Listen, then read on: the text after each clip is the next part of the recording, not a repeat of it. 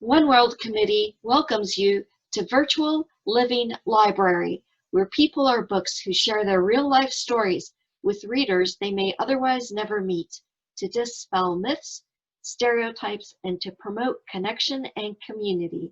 I hope you enjoy reading this book and hearing their story. For over 41 years.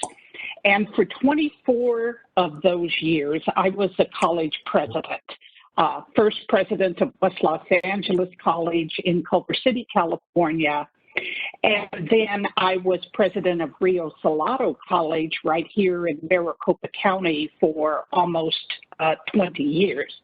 I then returned to California, where I was the chancellor of the Foothill De Anza Community College District, which is the college district that serves the Silicon Valley.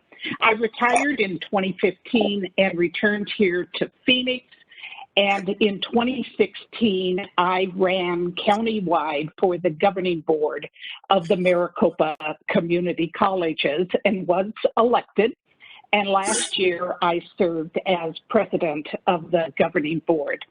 I was just reelected to another 4-year term on the governing board on November the 3rd, and I received a whopping 909,000 votes, and I'm still trying to wrap my brain around that numbers. So with those credentials, one might conclude that I was born a leader. Well, wrong. This is a picture of me as a child, and I was very, very shy. In fact, even though I loved ice cream, I was so shy that I'd forego ice cream if I had to go up to the counter and order it myself. And even though I was an A student throughout school, I never raised my hand to answer a question for fear that I would get it wrong and I would embarrass myself. And the teachers used to tell my mother that they knew that I knew the answer to the question, but that the only way they could get me to speak was if they called on me. In high school, I had the highest GPA in my graduating class. But that didn't make any difference. I was a girl in the late 60s, and therefore I was being prepared to be a secretary. And on the screen is proof that I could take shorthand at 120 words per minute. That, of course, is not a subject that they're teaching in high school anymore at all. But in spite of my shyness, I was beginning to show some potential for leadership. And I worked on the high school newspaper, and I was prompted by the advisor to the newspaper staff to run for editor. But I said, no, no, no, no, no. But my best friend, who was an extreme extrovert, told me that she would take care of the campaign for me. So you have evidence of my very first campaign material, Thor for editor. And I was elected editor, and based on that, I was offered a journalism scholarship to study at Pepperdine University. However, I almost didn't go to college. And that's because I generally was bored with high school, and I thought college was just going to be more of the same. But I had a very wise mother, and she said, Linda, I'll make a deal with you, that if you try college for 1 year, if you don't like it, you can quit, and I will never say another word about it. Well, I did stay in college and got my bachelor's degree in journalism. Later went on to get a master's degree in public administration and ultimately received a doctorate in education, specializing in community college administration. Then I went to work for community colleges for 40 years. So I guess you could say that I've basically gone to college for every day of my adult life. My first job was as a public information officer working for the Los Angeles Community College District. And the Los Angeles District, as you would imagine, is similar in size to the 10 Maricopa community colleges. And I was working at the central office, at the district office. And after I had been there just 1 year, I was promoted to director of communication. Now, you need to remember that this was the early 1970s, 1974, 1975, and was really the height of the women's movement, and women were just beginning to break the glass ceiling. So my appointment as director of communications at age 25 made me not only the youngest director in the entire Los Angeles Community College District, but I was the only woman. And this picture is of the leadership of the Los Angeles Community College District in the mid-1970s. And as you can see, not only, with the exception of me, were they all men, but they were all white men. And so that same picture, if that same picture was taken today, you know that it would look very, very different than it does now. I was very fortunate over the next 10 years to experience 4 more promotions that took me from an entry-level position to president of West Los Angeles College. All of a sudden, I'm not advancing. Sorry, folks.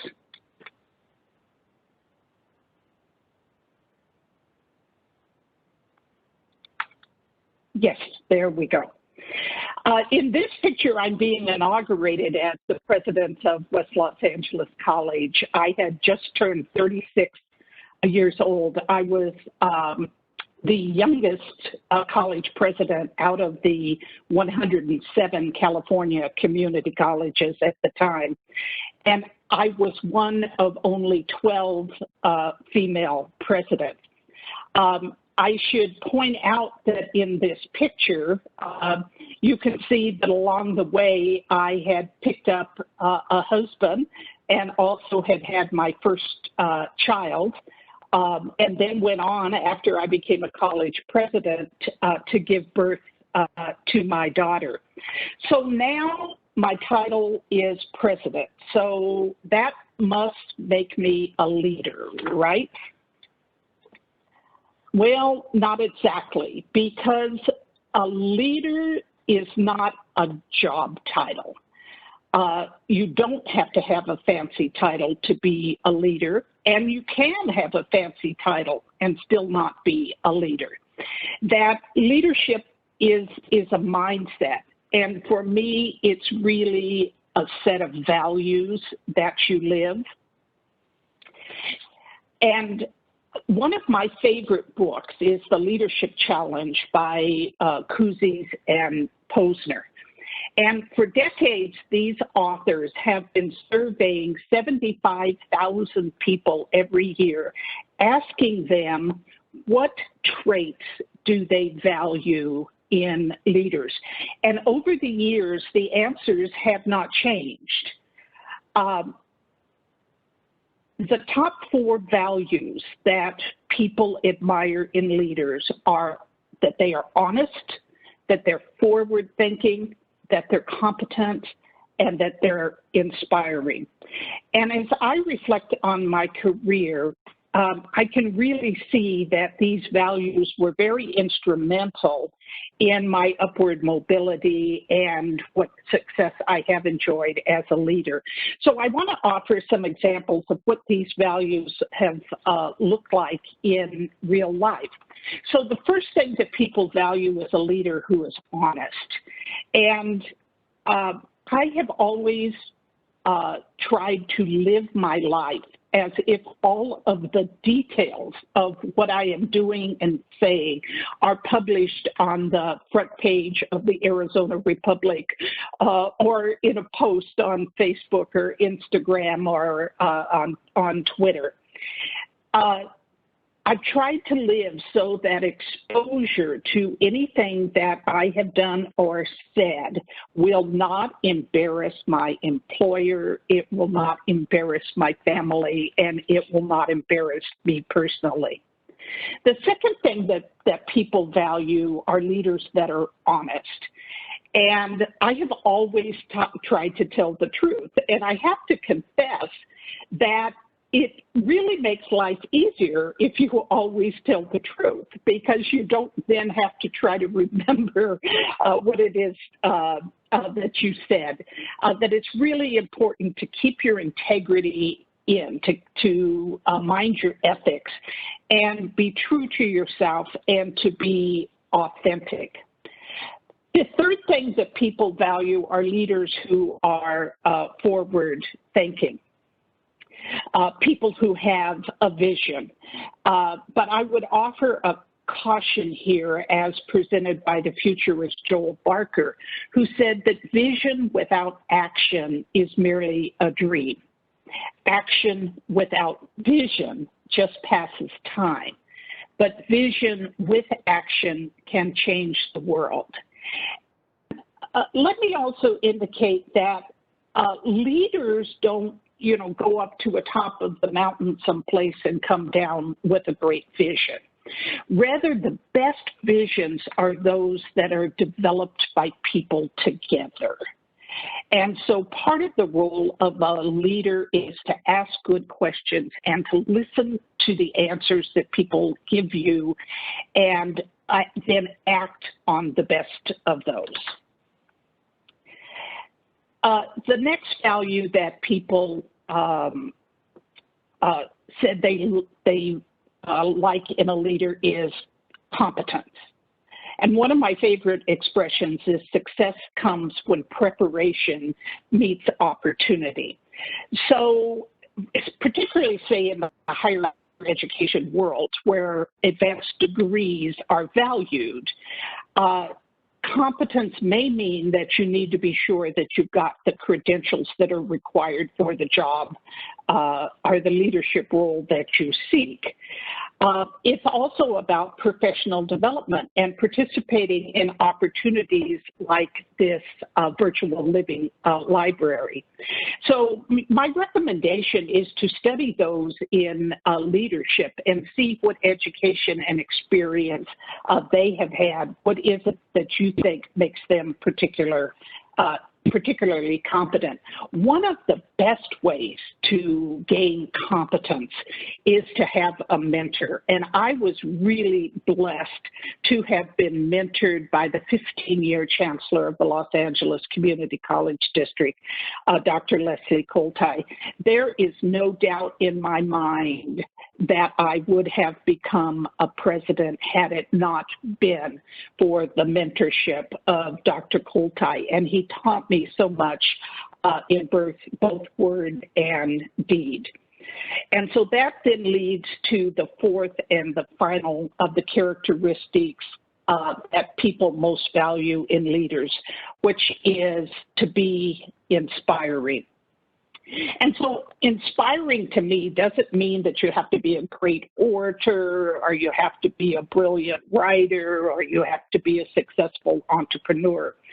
In fact, the character from literature that has inspired me the most is Don Quixote, the Man of La Mancha. And if you're familiar with the tale of Don Quixote, it describes a man who starts out on a journey, and he's very short on tangible resources, but he's very rich in terms of his vivid imagination. And he's a bit of a paradox because he prefers to see things not as they really are, but as they could be or they should be. And I personally, and I hope you would find value in that particular approach, is to look at things as they should be or they could be, not as they really are. That's my inspiration. Interestingly enough, I have been told over the years that one of the things that people have found inspiring about me is the fact that I did not choose to sacrifice my family and my personal life for my career. And luckily, I have managed to handle both with some reasonable success. And I have often been asked how I achieved that balance with a very stressful job and at the time, small children at home. And my response has always been that I had balance because of my family, not in spite of my family. Because when I came home at night, I had to put down the briefcase and deal with what third graders issue or what a kindergartner did with her day or whether the dog had been fed.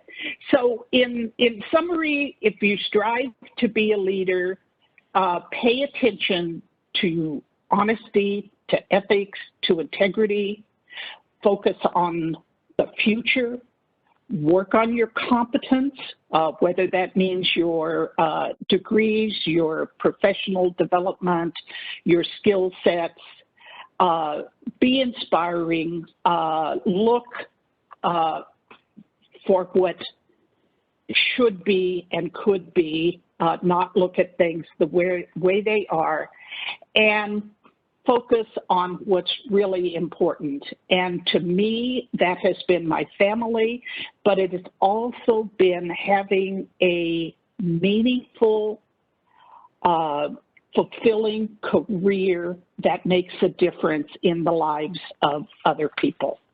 So with that, I would be delighted to answer questions about anything that I talked about here or anything else that interests you.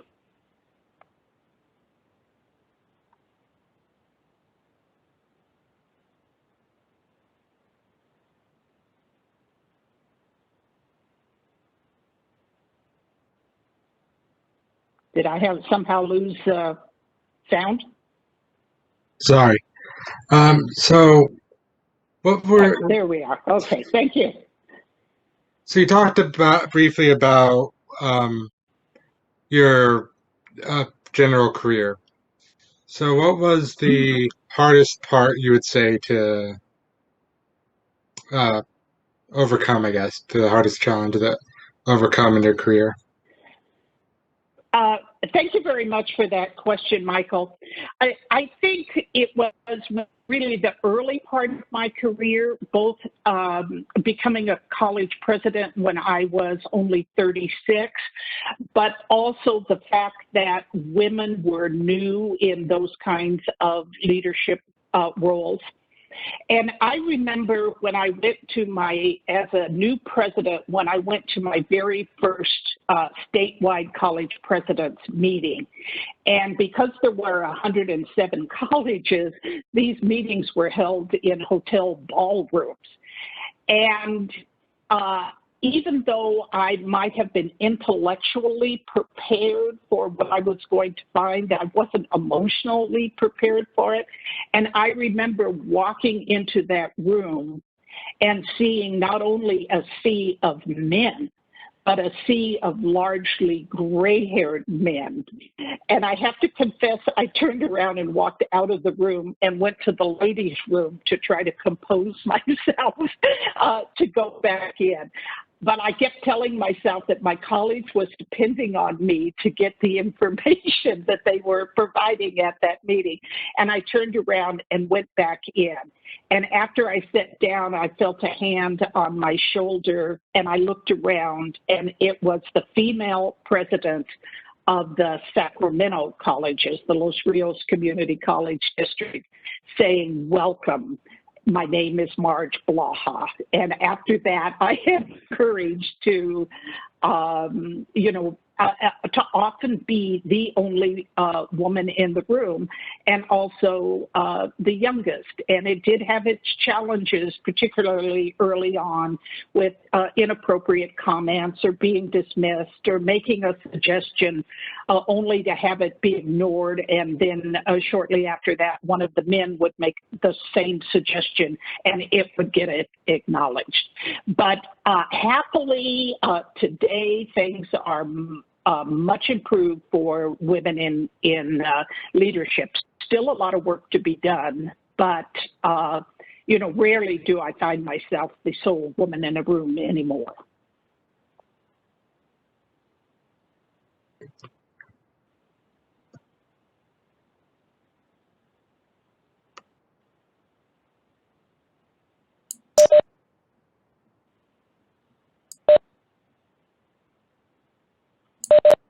There's a question from Amanda about my parents' education level. Neither of my parents went to college. My father was an immigrant from Sweden who came to this country when he was 17 years old. He came in 1928, and he did start college, and then the Depression hit, and he had to drop out and never returned. My mother was a remarkable woman who joined the Women's Army Corps when World War II broke out.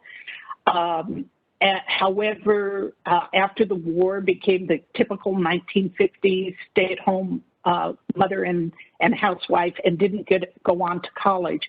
So I think what's really remarkable about the story that I told is, even though she hadn't had the college experience, she really wanted that for me and knew that that would make a difference for me, and pushed me out the door when I was reluctant to do so.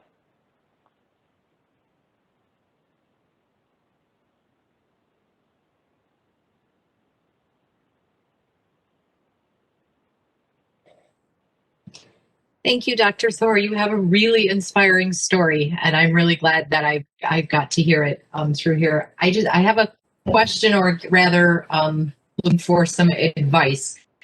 So not only did you break glass ceilings as the only woman, you did it starting out as a very shy and didn't touch, society really, if you didn't have to. Do you have any advice for somebody to get over that? I mean, you obviously overcame it successfully. Well, actually, people think I have. In reality, and people always laugh when I say this, but in reality, I'm still quite a shy person. If I have to, pick up the phone and call someone I don't know, I'm really reluctant to do it. I have to force myself to do it. I still show up at events and movie meetings just in time for them to start, so that I don't, have to awkwardly, hang around and wonder who to talk to or what to do. And I'm not sure I'll ever overcome that. But what I ended up having to do, and it started when I went to college, and I didn't know a soul at Pepperdine University. And so I basically decided to kind of reinvent myself, and I psyched myself up to do what I call act as if. So to act as if particularly as this young female college president, that to act as if I'm supposed to be in the room, to act as if it's okay that I'm a young female college president, to act as if I'm a good speaker, to act as if, and what happens if you present yourself, even though you're acting or pretending, you present yourself in such a way, people react back to you as if that's who you are, and over time you become that. I hope that makes sense, but it was basically my having to decide that I wasn't going to be shy anymore. I was going to be out there and participate and be engaged, and that I would just have to keep pretending to be that until I became that.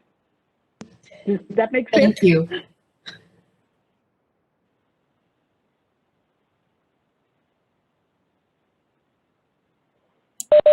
Let's see, you have that reminds me of the Amy Cuddy TED Talk where she was talking about how body language impacts your confidence. And she's one of her phrases that she says is "fake it till you become it."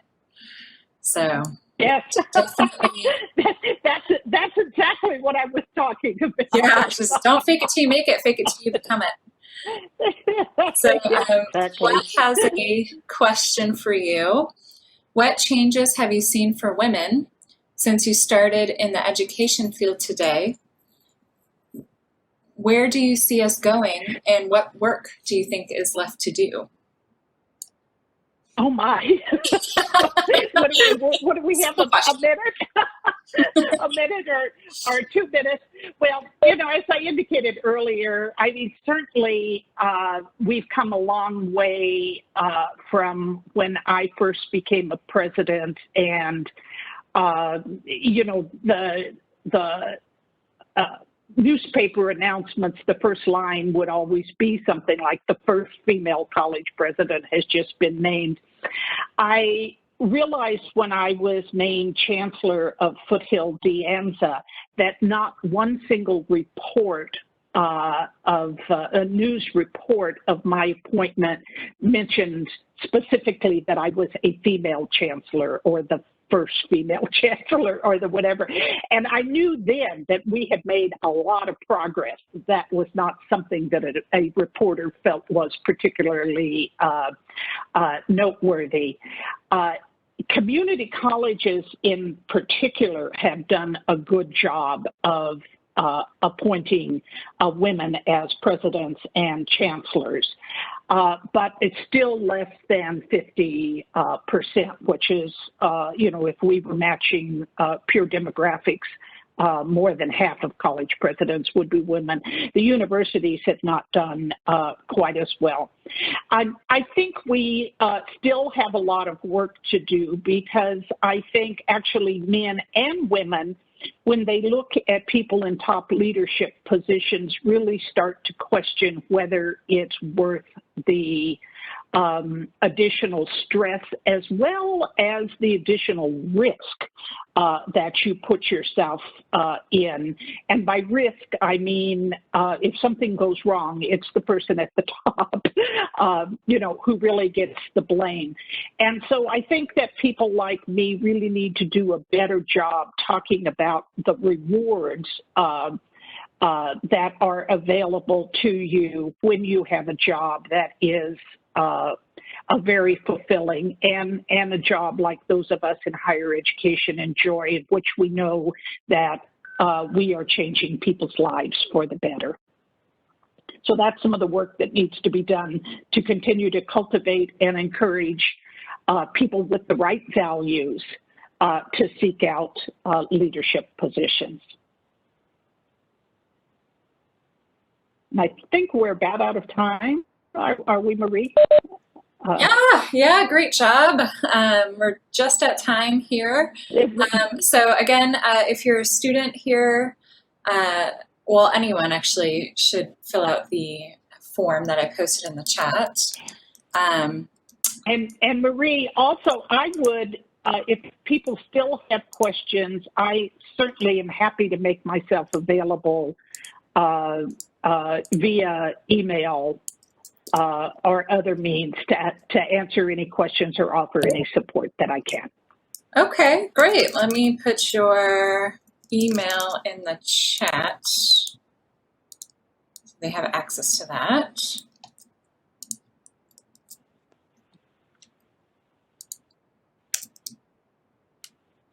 Okay, well, we want to thank you for generously donating your time to the Virtual Living Library and sharing your very inspiring story of firsts.